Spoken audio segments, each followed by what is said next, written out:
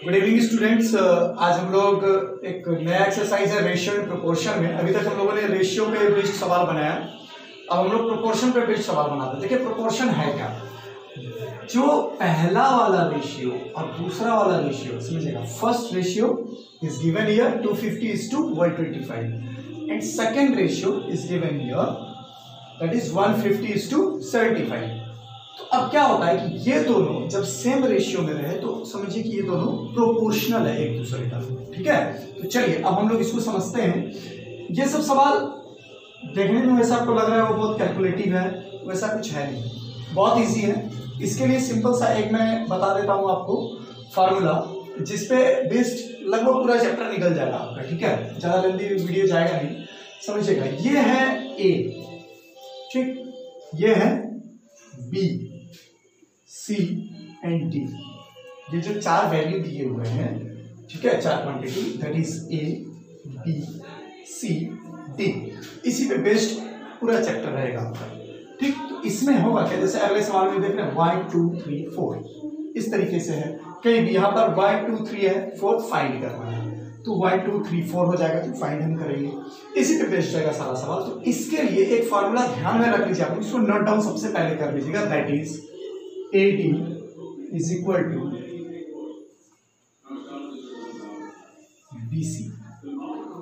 ठीक, और कई बार होगा क्या कि आपको ऐसा इसमें चार है, लेकिन होगा क्या समझिएगा, 3 दे देगा और बोलेगा कि ये दोनों और ये दोनों प्रोपोर्शन में है या नहीं, या फिर वैल्यू फाइंड करना है। तो इसमें क्या करना है, जैसे ये 3 यूनिट है A B C, याद होगा पिछले चैप्टर में हम लोगों ने बनाया था AB BC वाला। ठीक, तो उसमें क्या करते थे ये वाला चीज, तो उसके लिए भी एक फार्मूला है, ध्यान में रखिएगा। वो फार्मूला मैं आपको बता देता हूँ, बस इसी 2 फार्मूला पे पूरा चैप्टर फिनिश। ठीक है, तो वो फार्मूला जो है उसको भी नोट डाउन कर लीजिए, that is B² is equal to AC। ये हालांकि फार्मूला इसी से निकला है, लेकिन कैसे वो मैं बता देता हूँ अभी। ठीक है, ताकि कभी अगर आप ये फार्मूला भूल जाए तो इससे इसको निकाल लीजिए, और ये भूल जाए तो इससे इसको निकाल लीजिए, समझिएगा। चार quantity A B C D। ठीक, तो इसमें से क्या दिया हुआ है, 3 अगर है तो ये बोला जा रहा है कि AB का जो प्रोपोर्शन है वही यहाँ BC का होना चाहिए। तो यहाँ पर अगर BC है मान लीजिए, ठीक है, हम करते क्या है ABCD में फर्स्ट एंड लास्ट और बीच वाला दोनों ऐसे उठा रहे हैं, उसी से ये आया है ABCD। First and last AB आ गया, second and third that is BC। इसी तरीके से AB A is to B दिया हुआ है, इस proportion to B is to C। तो क्या करेंगे हम, बीच वाले को बीच वाले से और फर्स्ट वाले को लास्ट वाले से मल्टीप्लाई कर देंगे। सेम चीज आ रहा है, देख रहे हैं, फर्स्ट एंड लास्ट AC और बीच वाला B² ठीक, तो इसी पे बेस्ड सारा सवाल रहेगा। अब हम लोग चलिए आइए चैप्टर की ओर चलते हैं, जो कि बहुत इंपॉर्टेंट है हमारे लिए, और इससे आपका क्वेश्चन रहेगा एग्जाम में। ठीक है, इससे भी क्वेश्चन रहेगा, और जो लास्ट में वर्ड प्रॉब्लम है उससे भी रहेगा। चलिए अब देखते हैं, ये दिया हुआ है, तो अब इसमें क्या करना है, क्वेश्चन है आइडेंटिफाई ट्रू और फॉल्स स्टेटमेंट। जो भी मैंने पूरा क्वेश्चन नहीं लिखा, लेकिन ट्रू और फॉल्स निकालना है कि ये प्रोपोर्शन में है या नहीं है। अगर है तो ट्रू है, नहीं है तो फॉल्स है। तो ये जो मैंने पहला ये दोनों उठाया हुआ है, इसलिए समझिएगा, इसमें आप इस दोनों को मल्टीप्लाई कर लीजिए। ठीक है, इस दोनों को मल्टीप्लाई कर लीजिए और इस दोनों को मल्टीप्लाई कर लीजिए। अगर ये सेम है ट्रू है, सेम नहीं है फॉल्स है। इसको इसको मल्टीप्लाई कर लीजिएगा और इसको इसको मल्टीप्लाई कर लीजिएगा। ठीक है, अब आते हैं दूसरे में, इसमें आप इसको इसको मल्टीप्लाई कर लीजिएगा और इसको इसको मल्टीप्लाई कर लीजिएगा। देख लीजिए, अगर ये इक्वल आ जाता है इसकी इसकी वैल्यू, यानी AD, ये A है, ये B है, ये C है, ये D है, AD is equal to BC। अगर ये हो गया ट्रू है, अगर ये नहीं हुआ तो ये फॉल्स है।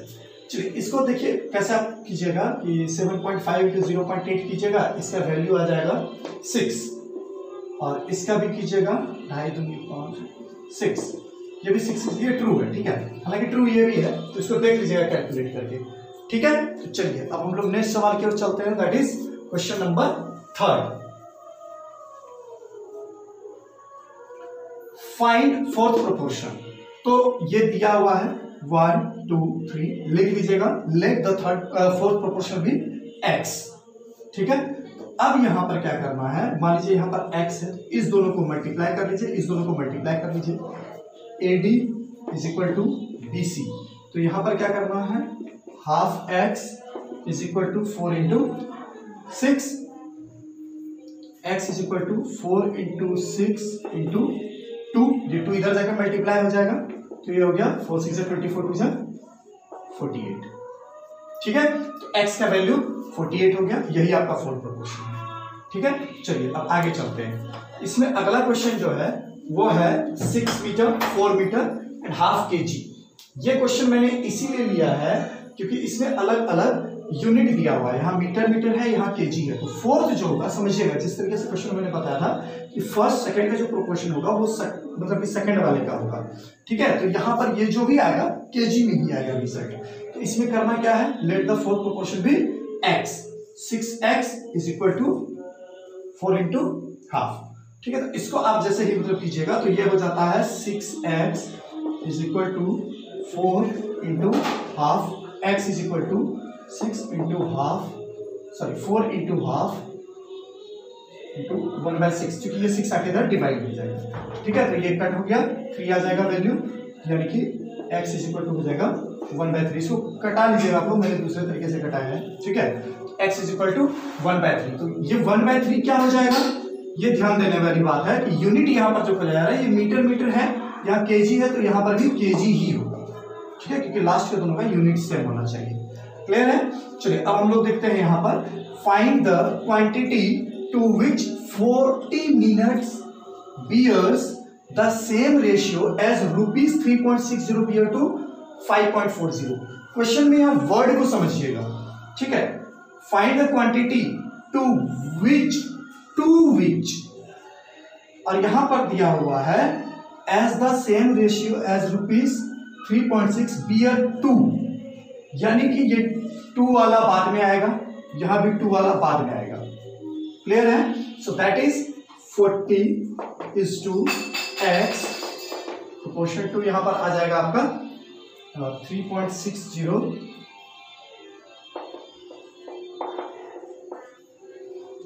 5.40। ठीक है, तो अब वही AD is equal to BC। AD कितना है, 40 इंटू 5.40 is equal to 3.60 into x का वैल्यू निकालना है, बाय द 3.60 कर लीजिए, ये 1.8 से कट जाता है 3 टाइम्स, सॉरी ये कट जाता है 2 टाइम्स में, ये कट जाता है 3 टाइम्स में, इसको कटाइए, यहाँ आ जाएगा 23 जा 60, तो 60 मिनट, क्योंकि यहाँ पर ये रुपीस है और इधर यहाँ मिनट है, इसके लिए हमको मिनट का यूनिट चाहिए, तो ये 60 मिनट आ जाएगा। ये 3.60 हमने यहाँ पर डिवाइड के तौर पे लाया है, तो ये यहाँ से हट गया है, x इज इक्वल टू 3.60, और फिर यहाँ पर ये लास्ट में आ गया 60 मिनट आंसर, तो यहाँ पर 60 आ जाएगा आपका। ठीक है, तो चलिए अब हम लोग नेक्स्ट क्वेश्चन को देखते हैं। ठीक है, नेक्स्ट क्वेश्चन आपका क्वेश्चन नंबर 4 है। ये चूंकि आप लोगों ने मुझे क्वेश्चन भेजा है व्हाट्सएप पे, तो वही मैंने आपका इससे लिया हुआ है। क्वेश्चन नंबर 4 आपका सेम इसी प्रोसेस से है, उसको आप लोग देख लीजिएगा, बहुत इजी है, बन जाएगा। अब क्वेश्चन नंबर 5 में दिया हुआ है कि are the following quantities in proportion. ठीक है, कि ये प्रोपोर्शन में है या फिर नहीं है। ठीक, तो इसको हम लोग चेक करना है हम लोगों को, तो चेक करने के लिए याद रखिएगा ये फॉर्मूला जो मैंने दिया हुआ है इसी से काम हो जाएगा अभी सारा।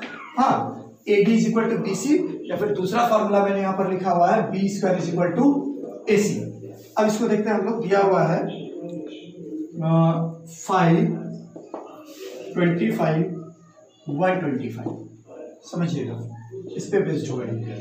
अब ये बोला गया है कि ये प्रोपोर्शन में है या नहीं है, तो यानी कि 5 25 और 25 125, समझिएगा, 5 is to 25 और 25 is to 125, क्या ये प्रोपोर्शनल है या नहीं है। ऐसे देख रहे हैं कि हम इससे 5 टाइम्स में कट रहा है, इससे 5 टाइम्स में कट रहा है, तो हो रहा है।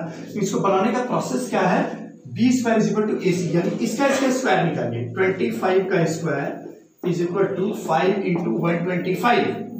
अगर ये सही हो गया तो प्रोपोर्शन में है, नहीं हुआ तो प्रोपोर्शन में नहीं है। ऐसे इसका वैल्यू निकलेगा 25 से होता है 625 इज इक्वल टू ये भी 625, तो ये प्रोपोर्शन में है।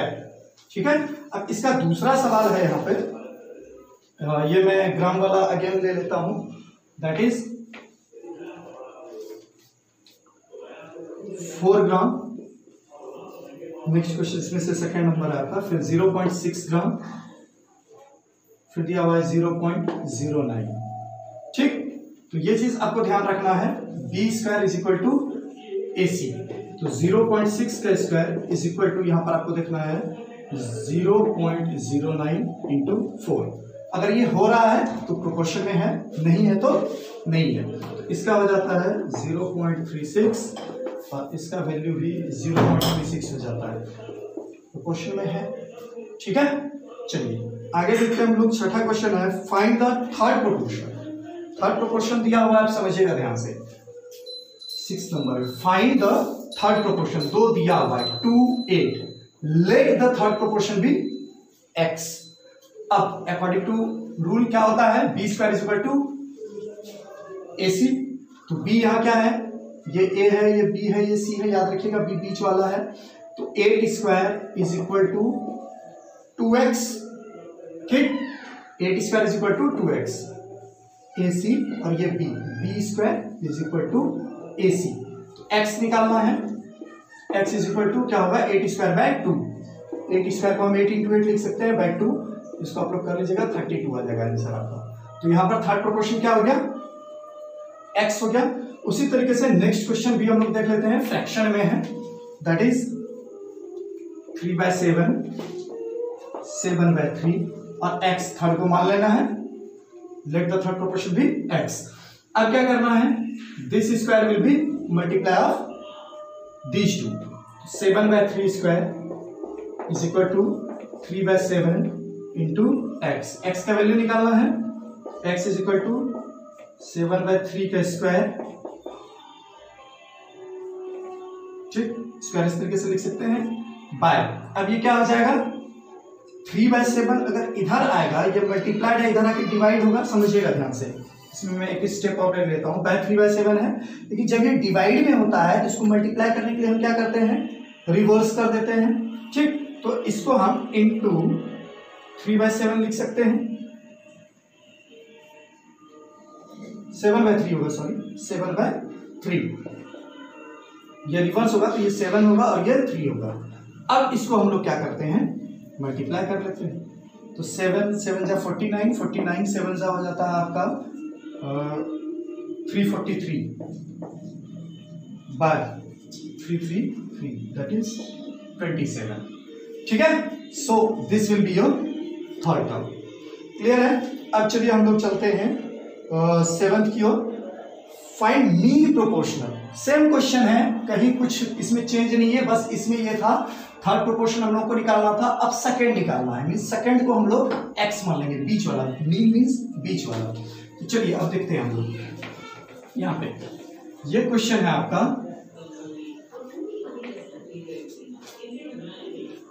312 दिया हुआ है, मीन प्रोपोर्शन निकालना है, तो let the mean proportion B x। तो अब इसमें क्या हो जाएगा, according to question, X square is equal to 3 into 12। ठीक है, तो X square is equal to हो गया 36, X square is equal to हम लोग लिख सकते हैं क्या, 6 का स्क्वायर, स्क्वायर स्क्वायर कैंसिल। जब सेम चीज का स्क्वायर रहे, मतलब इधर एक एल्जेब्रिक नंबर है, मतलब एक, और इधर एक नंबर दिया हुआ है, तो इसका स्क्वायर जब रहेगा तो स्क्वायर स्क्वायर कट जाता है, क्यूब रहेगा तो क्यूब क्यूब कट जाएगा।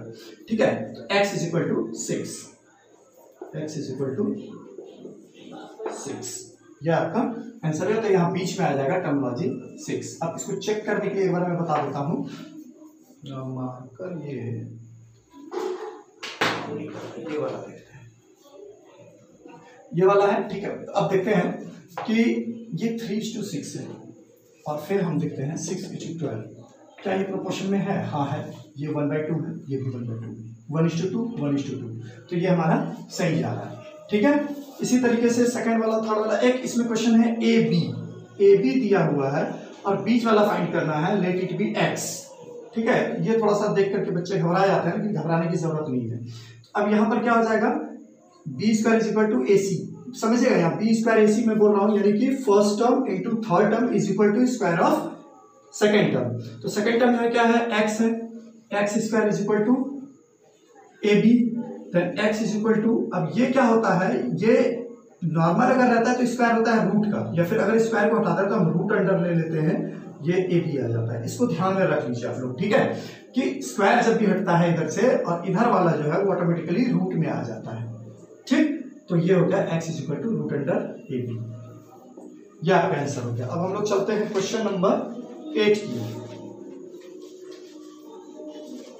क्वेश्चन नंबर 8 के हिसाब से आप लोग समझिएगा, इसमें जो क्वेश्चन है ये दिया हुआ है, जो भी नंबर है इसका 14 के साथ जो रिलेशन है इट मस्ट बी दिस। तो अब यहां पर वही चीज आ गया, AD is equal to BC, यानी कि 63x is equal to 40 into 18। तो अब हम लोग को x निकालना है, तो x इज इक्वल टू हो जाएगा 14 इंटू 18 बाय 63। तो इसको हम 9 से करते हैं तो यहाँ पर 2 आता है, यहाँ पर 7 आ जाता है, फिर इसको करते हैं 2, तो x इज इक्वल टू 4। तो यहाँ पर पहला टर्म जो होगा वो 4 हो जाएगा, क्वेश्चन नंबर 8, ठीक। अब आता है क्वेश्चन नंबर 9 में, ये वर्ड प्रॉब्लम है। इसमें दिया हुआ है कि if the ratio that 49 bears to a quantity, 49 bears to a quantity is the same as ratio that quantity bears to 81। समझिएगा, 49 bears to x और जो क्वांटिटी है that bears to 81, तो 81 बाद में आएगा, तो यहां पर क्या आ जाएगा x again this x square is x into x square is equal to 49 into 81, ठीक है। तो x square is equal to हम लोग कर सकते हैं 7 into 7 into 9 into 9। तो ये स्क्वायर अगर आप निकालिएगा तो इसको मल्टीप्लाई कीजिएगा तो ये 63 का स्क्वायर आ रहा है, क्योंकि ये इसको अगर हम देखें 9 into 7, ठीक है, इसको लिख सकते हैं 9 into 7 का square, x square is equal to, ये square cancel, x is equal to 63। या फिर अगर आप लोगों को दिक्कत हो इसको मल्टीप्लाई कर लीजिएगा आपस में, ठीक है, उसके बाद फिर वो दिखेगा स्क्वायर आता है 63 का, ठीक। अब चलते हैं नेक्स्ट क्वेश्चन की ओर, that is the length of a rectangular field is 140 metre. समझिएगा, एक रेक्टेंगल दिया हुआ है, तुरंत अगर इस तरीके के पिक्चर को समझना हो तो तुरंत आप इमेज बना लीजिए। सबसे पहले ये 140 दिया हुआ है, 140 मीटर या सेंटीमीटर जो भी है, metre. If the ratio of the length to breadth of the field is 5:3, 5:3 दिया हुआ है इसका रेशियो, ये लेंथ है ये ब्रेथ है, इसका रेशियो, ठीक है। तो इसको अगर हम लोग निकालें तो ये दिया हुआ है 140:x का, let the breadth be x, या फिर आप ब्रेथ के लिए b भी रख सकते हैं, यहाँ पे कोई दिक्कत नहीं है। तो अगेन ये इसी फॉर्म में आ गया, इसी फॉर्म में आ गया, तो आप क्या कीजिएगा,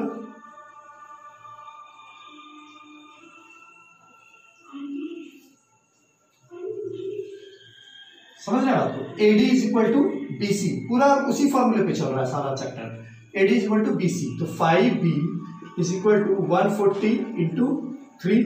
अब B निकालना है, B is equal to 140 into 3 by 5, 5 इधर मल्टीप्लाइड है, इधर आ जाएगा तो क्या होगा ये डिवाइड, इसको हम कटा देते हैं, सो इट बिकम्स 28, 28 3 84, तो इसका ब्रेथ हो जाएगा 84, ठीक। अब हम लोग आते हैं 11th एंड लास्ट क्वेश्चन में, जो भी आपका ट्रायंगल का इसमें दिया हुआ है, इसमें दिया हुआ है कि AB is equal to 4 centimetre,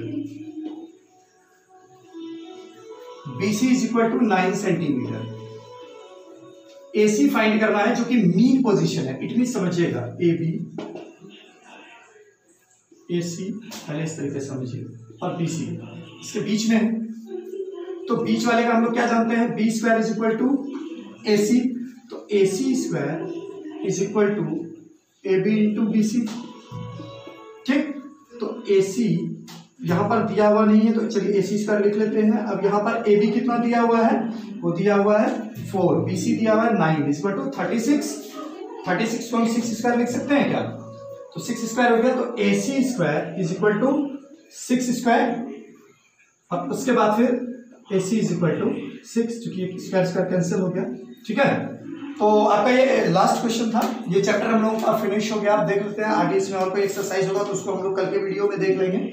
हाँ, और मैं आप लोगों को बता दूं कि जूम ऐप के लिए जो है कुछ बच्चों का रिक्वेस्ट आ रहा है कि इस पे जो हम लोग को लेक्चर दिया जाए जूम ऐप पे, तो मैं सोच रहा हूँ कि कुछ और बच्चे अगर आ जाते हैं तो सबको एक साथ ऐड करके उसके बाद फिर मैं क्लास शुरू कर दूंगा। तो आप जिन सबों को ऑनलाइन क्लास लेना है, ठीक है, उसके लिए आप लोग इस नंबर पे व्हाट्सअप कर दीजिए 9555049544। इस पे कुछ बच्चों का रिक्वेस्ट आए हैं, लेकिन मैंने अभी उनको रोका हुआ है कि ठीक है कुछ और बच्चे अगर आ जाते हैं ताकि उनका छूटे नहीं कुछ भी, तो मैं स्टार्टिंग से आप लोगों का सारा लेक्चर ले लूंगा। कोशिश करूंगा कि जल्द से जल्द आप लोगों का सिलेबस भी कंप्लीट हो जाए। तो इस नंबर पे आप लोग व्हाट्सएप कर दीजिएगा, फिर मैं एक ग्रुप बना के उसके लिए आपको आईडी पासवर्ड दे दिया करूंगा। तो फिर आपका जूम पे डेली क्लास होगा, ठीक है। कोई भी मतलब कि मंडे से लेकर के संडे तक रेगुलर चलता रहेगा, कोई भी लीव नहीं होगा, तो सरते कोई दिक्कत ना हो, ठीक है। तो चलिए आप लोग इस वीडियो को लाइक कीजिए, सब्सक्राइब तो पहले कर ही लीजिए चैनल को, ताकि कोई भी नया वीडियो डालूं तो आप लोगों को जो है इसमें नोटिफिकेशन मिल जाए। और इसको ज़्यादा से ज़्यादा शेयर कीजिए, क्योंकि इस लॉकडाउन के समय में बच्चों को पढ़ने में थोड़ी बहुत दिक्कतें हो रही हैं, गाइडलाइन की थोड़ी कमी हो रही है। तो जितने भी ICSE बोर्ड के बच्चे हैं वो इसका ज़्यादा से ज़्यादा लाभ ले सकें, फ़ायदा ले सकें, इसलिए इसको शेयर कीजिए आप लोग, ठीक है। Thank you so much.